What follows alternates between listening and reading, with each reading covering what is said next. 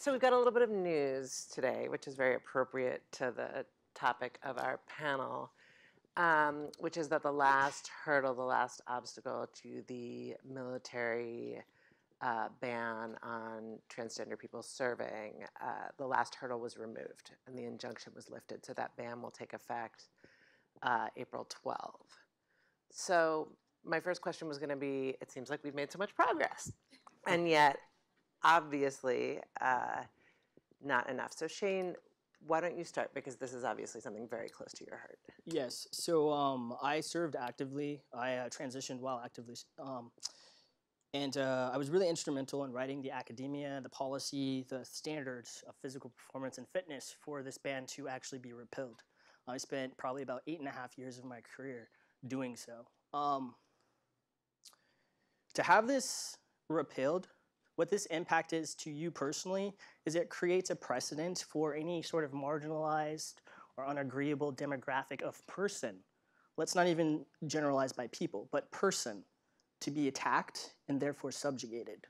And so therefore, this should really be a consideration that is in the forefront of your thoughts. What does this mean to you and the 7 generations or the children ahead of you? And what can we do? Tony, advocacy has been a big part of what Salesforce does and sort of Salesforce's corporate allyship. Do you see where will Salesforce, how does Salesforce participate in this particular conversation? No, it's a super important question. I'd first like to start just by acknowledging your leadership, Sergeant Thank you. Ortega. Thank you. Oh, Thank no you. worries. I'm here to serve. Thank you. Thank you for your service, protecting us all, your service to this nation, your courageous leadership. I want to start just by acknowledging that and thanking you. We all have a debt of gratitude to you. And so thank you for that. I think for corporations, any institution, nonprofit, academic institution, even government institutions, if you have a platform, you have a responsibility. There are no sidelines left anymore to stand on the sidelines and watch the game play out and wait for the score to show up on the scoreboard. You have a responsibility to use the platform actively to advocate on the behalf of the equality of every human life. And so Salesforce, as a corporation, we bear that responsibility. We are imperfect and fallible, as is any human enterprise, but we work hard just to recenter ourselves every day, find that North Star of fighting for the equal value of every human life, acknowledge our mistakes and be humble when we make them, and keep going forward. And you've also done a lot of legislative advocacy. Absolutely. From what I understand. Absolutely, a broad range. We're advocating now for the Equality Act.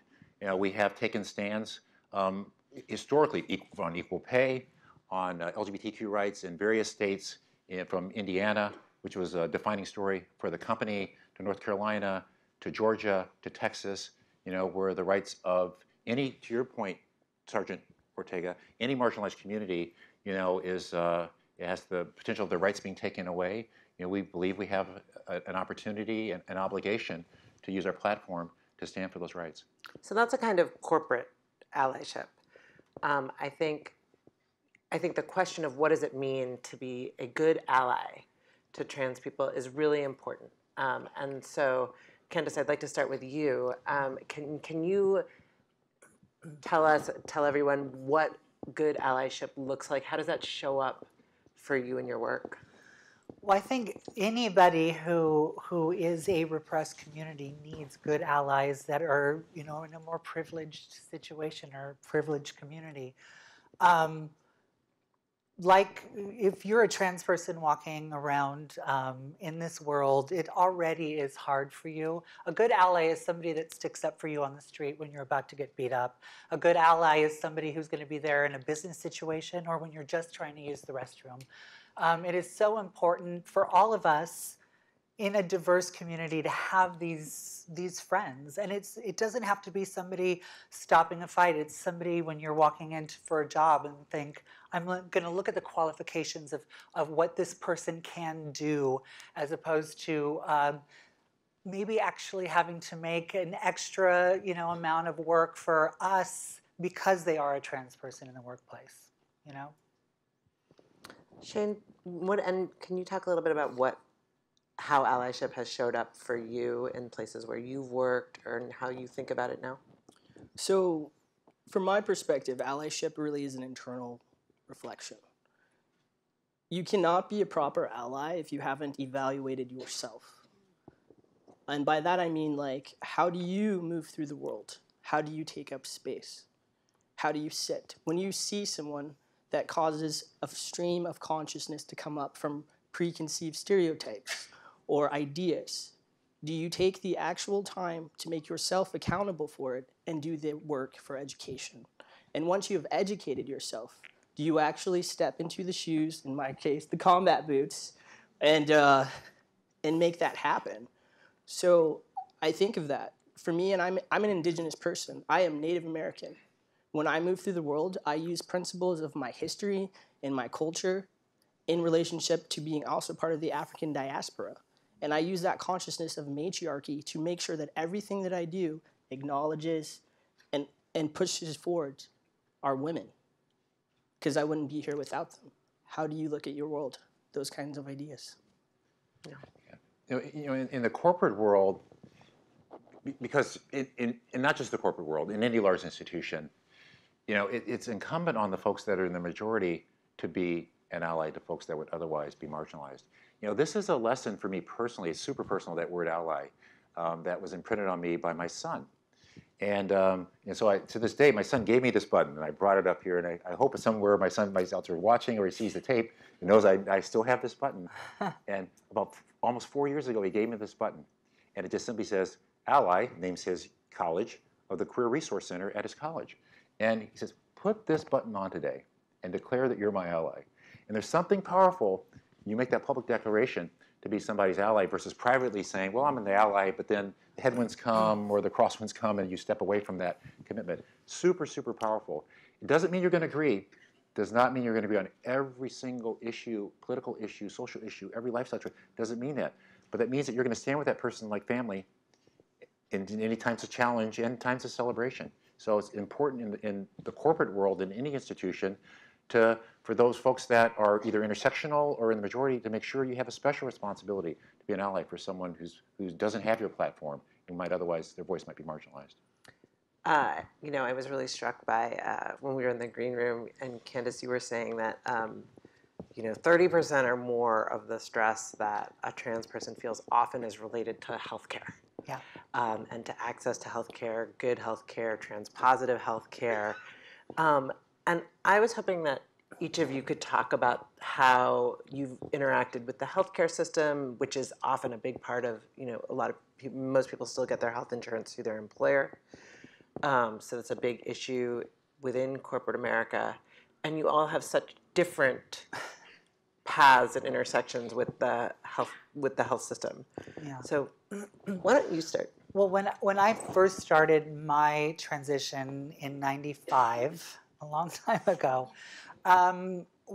there was no health care for trans people. If there was an emergency, we had to go into a hospital and try to explain to the doctor while we were in pain who we are, what we were, and educate the doctors. I mean, I used to get my hormones on the black market on the street. Black market sounds so scandalous, but it was more like calling your girlfriend and being like, hey, I need another 2 cc's of that shot. Can you bring it over to the house? It was completely unregulated. Nobody knew what was going on. We just knew we felt whole when we were doing it, And so when I first started going to a doctor, it was Callan Lord, which is an LGBT kind of clinic for people, the others. I, for the first time, started to feel like I had an ally in healthcare. I mean, even to this day, I still go into a hospital and I have to answer questions that are uncomfortable. I have uncomfortable reactions to me when I tell them that I'm trans. And I live in Los Angeles. So I have nightmare stories of girlfriends and boyfriends around the country who will not be seen, who are turned away at the door. Allyship is so important in the medical care, in the medical industry. I mean, that's where it all starts. There's such a stress, and it's not about surgeries. It's about feeling like you have somebody that can help you when you are in trouble. And that's what it boils down to. I mean, surgeries, whatever. You're going to get what you want. You're going to figure out how to get it. Even though it's really, I mean, nowadays, doctors will see trans people. When I first started, you had to go to specific doctors, and I won't even get into the kind of doctors you had to go to have the kind of procedures you wanted done. So I think healthcare goes back to having allies in that industry. Yeah. You know, Tony, you were talking a little bit about your son. So you've navigated the healthcare industry on his behalf as a parent.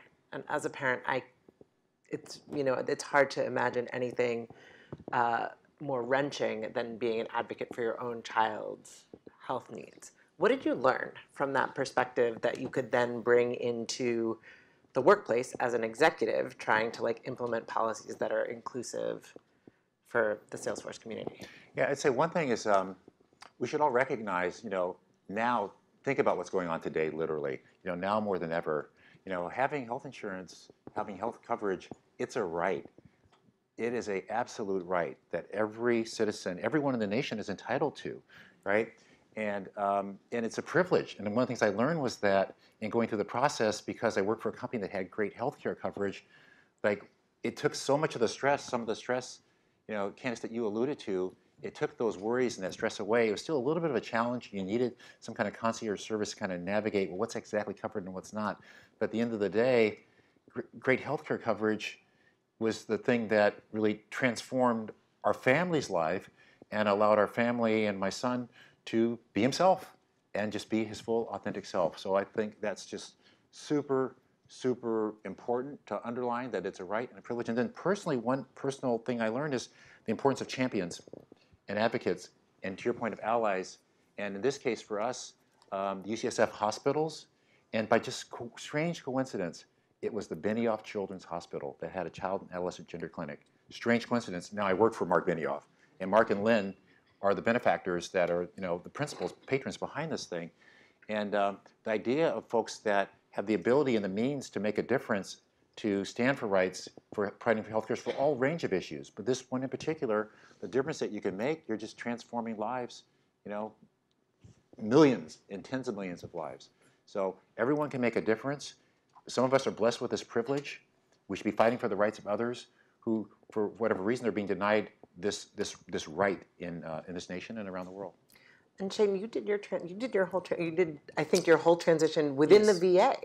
No, well, is that right? Yeah, within the TRICARE insurance system. So TRICARE doesn't actually cover any comprehensive transgender healthcare specifically outside of hormones, just for that fact base.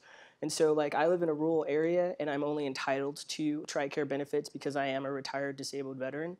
And so with healthcare insurance, particularly with companies, because of the Medicare expansion gaps that are within Idaho, we don't have coverage for people like me outside of the TRICARE system. As you know, the VA is not necessarily the best institution for trans healthcare. I do competency and educational talks with the VA to develop LGBTQ Alphabet Plus competencies for their healthcare practitioners and policymakers. Health education, public health education specifically, is my forte these days. And I literally had to educate my providers. Throughout my transition, I had to explain what hormone dosing was. I had to explain how do you do actual comprehensive blood panel scans. I also had to set precedents for physical fitness by actually doing a PT test and explaining the demographics of what that means to the military system, to higher officials, to our legislators, in person, so that they could really get a full scope of what it means. And so when it comes to healthcare, as Tony was hitting on, your employees' quality of life inevitably affects the productivity of your corporation. So if your employee is having distress or an estrangement with their healthcare, then inevitably that is going to affect your corporation. We think of ourselves as these individual boats on this ocean, when really we all are the drops of water in that ocean. And so therefore, if one piece of that drop of water isn't properly in line in that, atom chain, to be a nerd that I am, then we don't have surface tension. We don't have strength. That's what surface tension means. So we should really focus on the quality of life of our employees or our family, our extended human family. You know, one of the things that Shane, you and Candace, I've heard you both speak about is feeling like you have to be perfect, and like the standard that you hold yourselves to, and how little sort of margin of error that you feel like you have, and I think that in your various works, that I think that shows up. I mean, I think it's showed up to some degree in your successes, but also I think that that's a heavy thing to carry around. Can you talk about that a little bit so people can understand that? Yeah, I mean, you when you're trans, you always kind of feel like somebody's watching you, looking at you, over judging you. So a lot of human beings have a reaction to that and to make themselves look perfect, to do better, to try harder. I mean, I would never. I mean, it wasn't until I started to get a little older and wiser I was like, oh, I can have that burrito.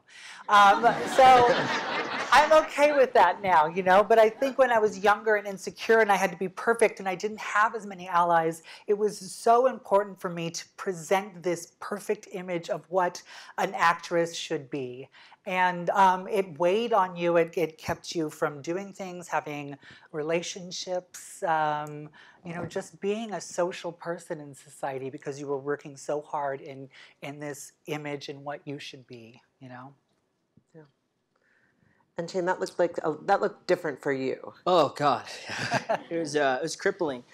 You know, I had hesitated to take a standpoint that was in the media eye for so long during my career because I knew the intense responsibility of being that icon or that demigod, right? I had to be this envisionary image of G.I. Joe. If you look at any photo of me on the internet, that's what you see. You see G.I. Joe, right? You see this ultra-masculine, He-Man, military person. I recommend looking at those photos. Please don't.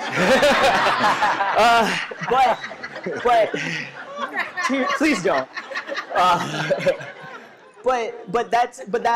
That very singularly dimensional perspective isn't the full range of humanity in which I encompass, right? And so, but that's the easily reachable narrative. And so therefore, that's what we have to play our strengths to because that's the best way that we can relate to each other.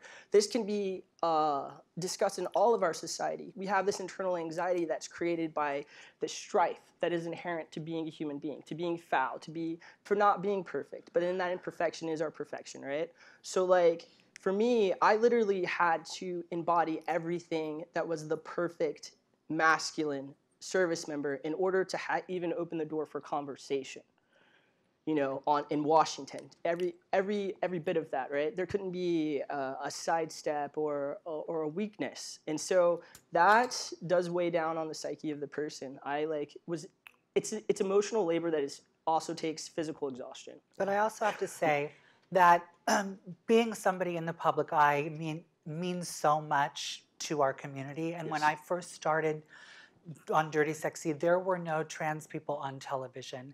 And all of those insecurities were completely outweighed to have representation for our community on television. And I'd do it again a million times, you know? The juice is worth the squeeze. The juice is worth the squeeze. So we only have about a minute left, so we're going to do a little tiny lightning round, which is to say 10 years from now, assuming we haven't solved inequality, if we're all back here, what do you hope we have accomplished for trans people, for the trans community? Why don't you start? Because in 10 years...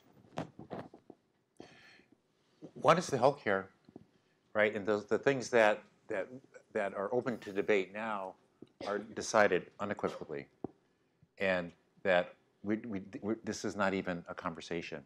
Second is around identity, and that everyone puts their pronouns out there. Mine are he, him, his. That's part of being an ally. And so that we allow everyone expressing their identity and not saying some express theirs and others don't. That's an important part of being an ally as well, and that we have institutions where everyone feels seen and valued and heard, and everyone feels they can be their full, authentic self wherever they are. I'd say expanding our consciousness, and that means equity for all human beings. That's where I see it. I say I hope that there are laws in place that actually protect trans people. That is the most important thing. And for people to just walk through life without judgment. That's my biggest hope. Thank you so much. Thank you all so much.